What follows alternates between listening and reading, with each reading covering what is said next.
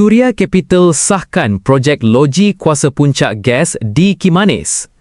Suria Capital Holdings Berhad mengumumkan konsortiumnya bersama Innoprice Corp Sendirian Berhad telah menerima surat kelulusan daripada Pengawal Selia Negeri Sabah untuk membina loji kuasa puncak gas berkapasiti 100 megawatt di Kimanis. Surat pemberitahuan itu diterima pada 4 Mei menandakan langkah penting ke arah projek tenaga baharu di Sabah. Namun, projek ini masih tertakluk kepada syarat utama termasuk pemeteraian Perjanjian Pembelian Tenaga atau PPA menjelang hujung tahun ini. Surat kelulusan hanya sah selama 12 bulan dan belum menjadi kontrak mengikat.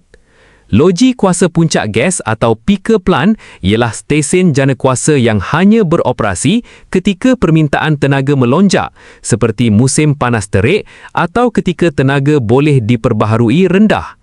Dengan pengalaman mengendalikan 8 pelabuhan di Sabah, Suria Capital kini melangkah ke sektor tenaga, menambah dimensi baharu kepada ekonomi negeri.